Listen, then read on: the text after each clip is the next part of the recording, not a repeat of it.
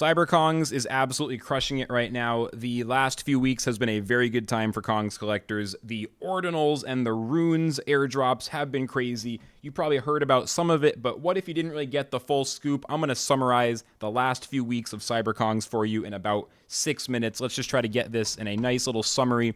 So Decentralized Rune just dropped. It's currently #1 in terms of marketplace volume, trading volume.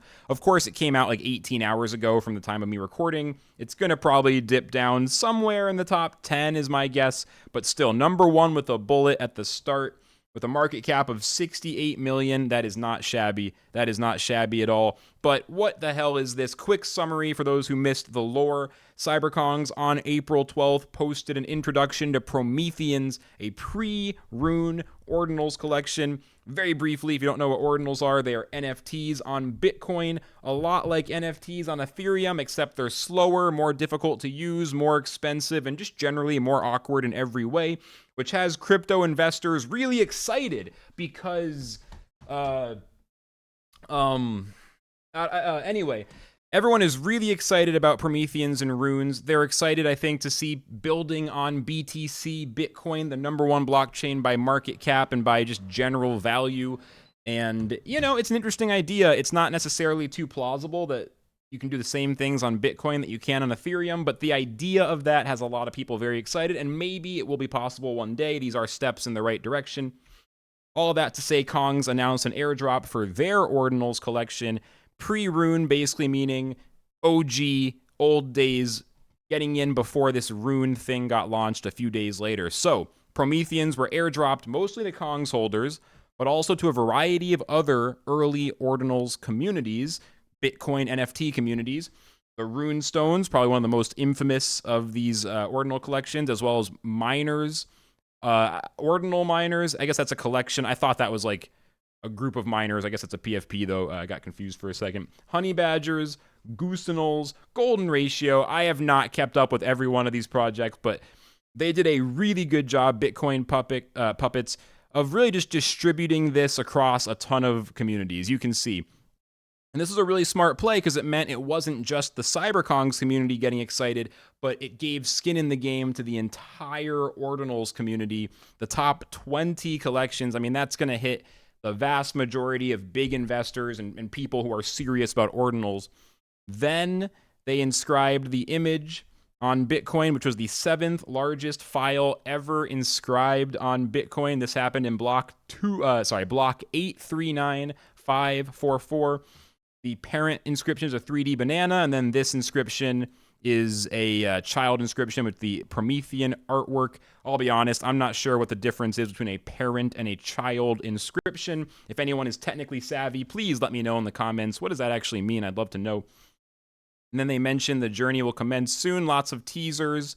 And Prometheans were airdropped. It was all good. Everyone was pretty happy. And Prometheans, I watched the market, and basically they started around 0.02 Bitcoin, around $1,000.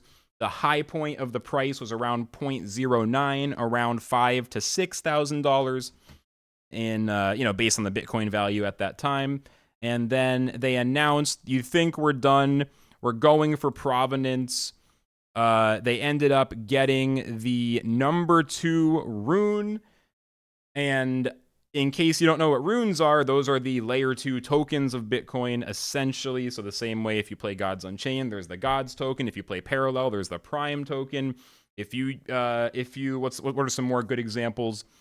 Literally any token that is an L2 on ETH is basically what runes are for Bitcoin. I'm getting a little mind flooded trying to summarize this and not start rambling. So if I seem a little bit like I'm practicing some shorter videos in case anyone wonders like where my head's at here.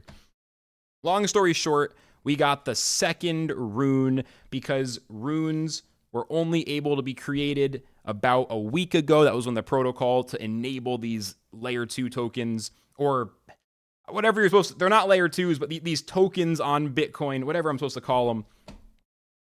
We got the second one, and Kongz announced the name is Decentralized, which I thought was really sick because most of these names are fucking terrible. I'm just going to say it. Dog Go to the Moon. This makes me throw up. I hate this. This is a crypto scam name. I don't like it. Fuck Dog Go to the Moon. Fuck that shit. Don't care. Don't like it. Take it or leave it. I don't like it. All this stuff looks so dumb to me. Honestly, like, one of the only good ones is Decentralized. Like, this is exactly what I don't want crypto to be, is dog go to the moon, investors drooling on themselves, trying to get rich on some dumb shit. Like, this is much, much better. Like, a cultural statement, a statement of something that is a principle of the cypherpunk movement, of decentralization, what crypto's all about. So anyway, Kongz got that #2 spot with the Decentralized and made a little Twitter account for it. Then they announced the snapshot would be coming soon, and they announced the distribution thereafter. Prometheans holders got 91% of the airdrop, with another 4.5% going to other Ordinals communities, because on-chain monkeys were salty. Who cares, man? And then launch contributors, 4.5%. I'll be honest, I'm not sure exactly who those were. So yeah, they announced the allocation. The price of Prometheans was around 0.08 Bitcoin, around $5,000 to $6,000 USD as of the day of the snapshot. And of course, once the snapshot happened, at that point, you no longer needed to hold a Promethean to get decentralized tokens, because the snapshot means they looked at everyone who had a Promethean and they said, okay, those are the wallets that are going to get airdropped the decentralized rune tokens. Thus, everyone starts dumping Prometheans, which is not a surprise. And the current price is around 0.014, still close to $1,000, still very expensive, still something you should never buy unless you have enough money to actually take risks and invest in this stuff. This is not something you'd ever put your last $1,000 into. Right now, Prometheans, probably just based on the patterns of other assets like this, it's likely to have a time where it's just going to stay on the lower side, and then whether it goes up or goes down or goes flat really depends on long-term decisions when the team eventually does more with the asset. It's unlikely there's going to be any more big punchlines in the near future. Holy shit, I ordered food a while ago. I forgot that I ordered food. Is it delivered? Got that sashimi lunch combo. I can't let this sit outside, bro. This is going to be good. I can finish the video before I eat, though, so let's continue. Basically, the price is likely to chill for a while. My personal decisions aren't really that important, but I guess just for people who want to be nosy about what I did, I sold one of my Prometheans before the snapshot, and then I'm probably going to buy back in, so I still have two.